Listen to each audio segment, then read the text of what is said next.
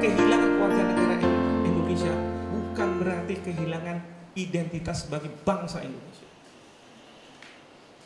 Bangsa Indonesia sampai kapanpun, sampai kita mati akan tetap. Ya. Tapi juga harus hati-hati. Saya ngomong kayak begini, karena Pak Najib itu juga masuk bangsa Indonesia, keturunan Indonesia. Najib Razak, ya kan? Kalau misalnya nanti dikasih duit keluarga negara, repot lagi kita nih urusannya nih. Jadi sampai generasi keberapa kita harus bicara, ya. Jadi nggak sesimpel kita, mohon maaf ya Bu Mei, saya tahu Bu Mei teman-teman diaspora seneng nih, apalagi sedang mengadvokasikan duit keluarga negara. Ini bukan masalah security approach saja kalau menurut saya, tetapi bisa kita lihat dari berbagai aspek kehidupan yang kita harus perlahan-lahan. Nanti kalau kita sudah sepakat, sudah oke, baru kita bicara duit keluarga. Kalau misalnya untuk kayak anaknya Bu Mei, terus kemudian mereka-mereka yang katakanlah seperti Pak Archandra sudah pakai warga negara asing, kemudian juga dia paspornya diperpanjang, paspor Indonesia, ya sudahlah kalau misalnya mau dipakai, asal jangan masuk ke jabatan-jabatan publik. Ya, kalau saya udah nggak bisa nahan lagi nih, soalnya udah maunya harus tiap kemana-mana. Saya ini udah dimusuhin sama orang diaspora gara-gara masalah kayak beginian aja. Padahal, oh enggak ya Bu ya. Itu saya senangnya sama Bu Mei gitu ya. Luluh hati kita langsung. Ya. Nah, tapi ini yang harus banyak diperhatikan ya oleh kita semua terkait dengan masalah diaspora ini. Memang sebagai solusi antara itu bagus sekali kartu diaspora. Ya, intinya adalah begini. Mbok kami ini yang bangsa Indonesia punya warga negara asing, ketika kami mau pulang ke Indonesia, berinvestasi dan lain sebagainya, jangan kemudian kami dipersulit seolah-olah kami sebagai warga negara asing non-Indonesia. Ya, walaupun pemerintah harusnya nggak boleh. Ya kan, istilahnya national treatment harus diperlakukan sama, mau dia warga negara asing asal Indonesia, mau dia warga negara asing. Kalau kita bicara investasi, karena kita WTO, GATS dan lain sebagainya. Ya. Nah, tapi juga kemudian jangan sampai warga negara asing asal Indonesia yang sudah kaya di luar negeri, dia pulang ke Indonesia lalu beli properti mahal-mahal. Nanti kita yang duitnya cuma sekian-sekian aja nggak bisa beli properti itu, merusak harga. Kalau untuk mereka kan murah gitu kan dari luar negeri, tapi untuk orang Indonesia mahal betul mungkin. Jadi mereka bisa merusak harga.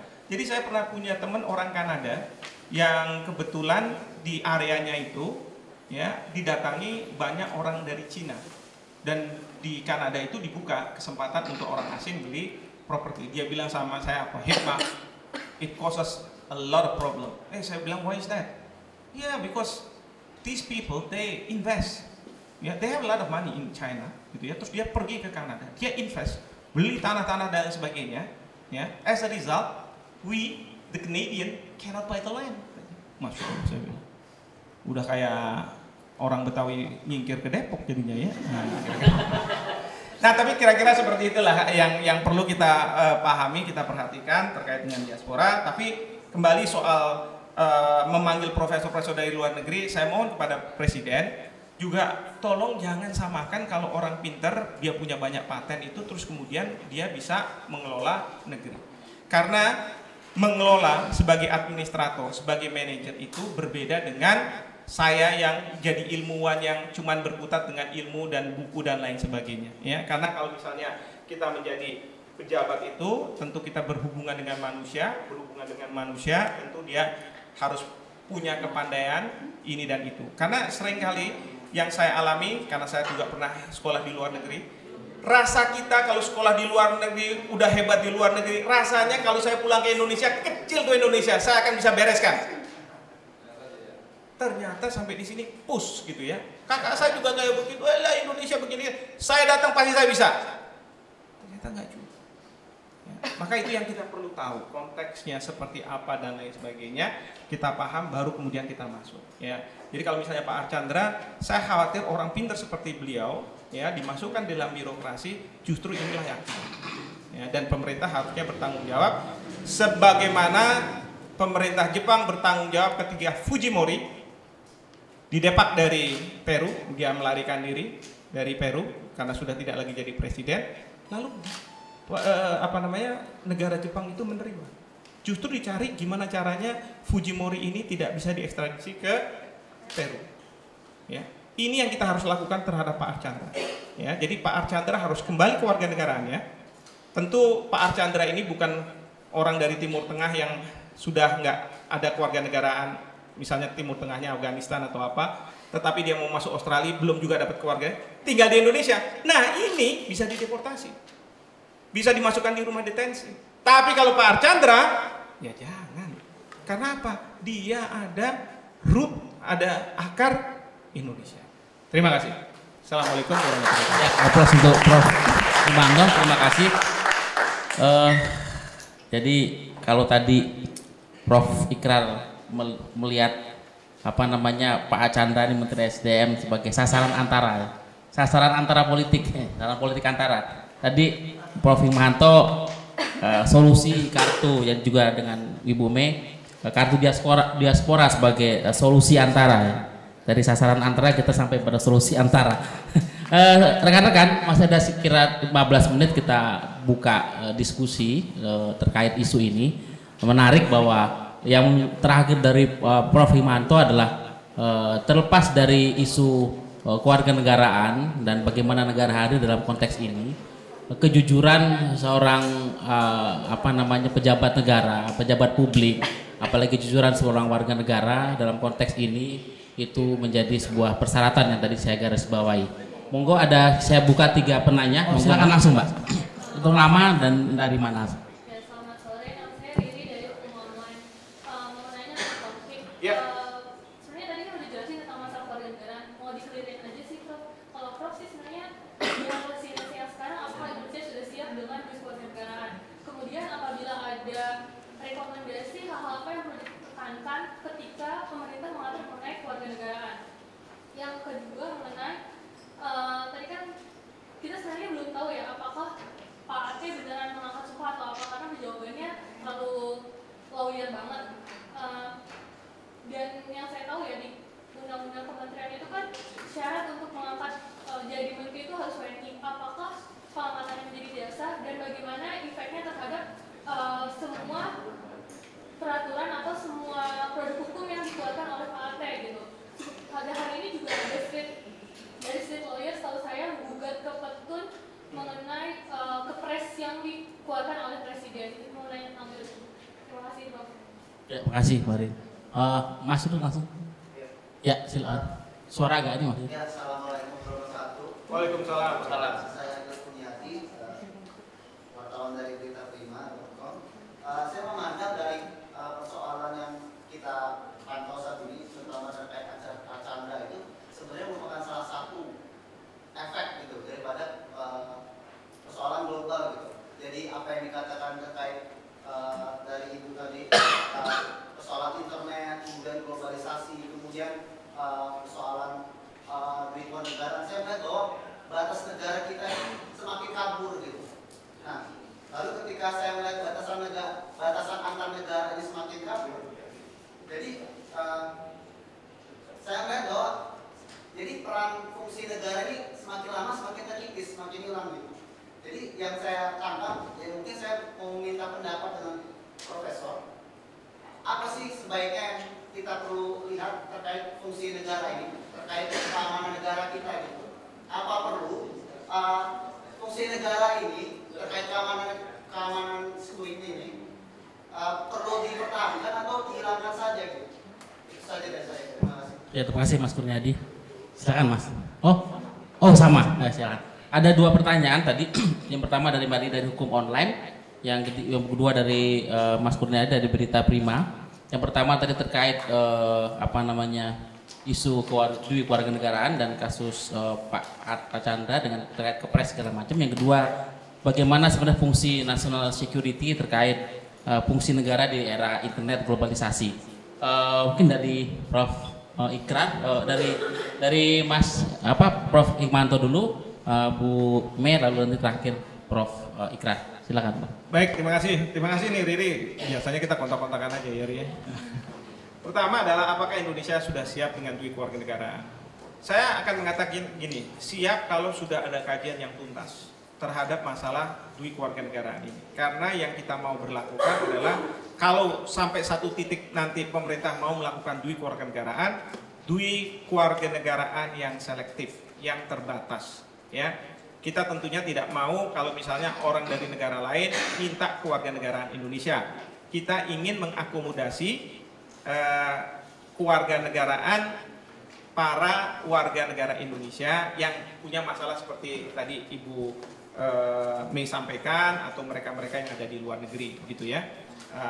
Tetapi tidak, dan juga negara mana yang kita harus buat perjanjian, misalnya harus dibuat perjanjian ya. Jadi jangan semua negara kita bolehkan gitu ya, karena sekali lagi ini juga rentan untuk disalahgunakan.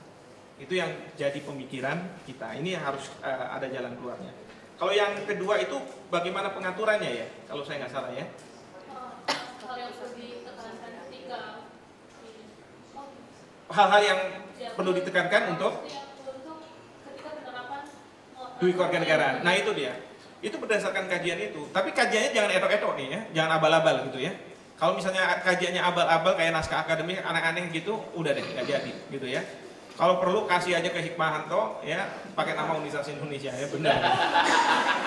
Ya kan sekalian kan, kalau enggak nanti yang dari luar negeri terus yang namanya. Noted. Terima kasih Ibu. Yang kedua, ini terkait dengan Pak Ati mengangkat sumpah. Kan Pak Ati ditanya, sudah pernah atau belum? Nggak pernah dijawab. Sampai hari ini pun Menteri Hukum dan HAM yang menjawab bahwa Pak Ati pegang paspor. Seperti saya katakan, terpaksa kita bermain dengan interpretasi. Orang yang pegang paspor Amerika Serikat tentu dia harus bersumpah menjadi warga negara. Artinya dia sudah bersumpah. Nah yang sekarang jadi masalah itu kan masalah kejujuran.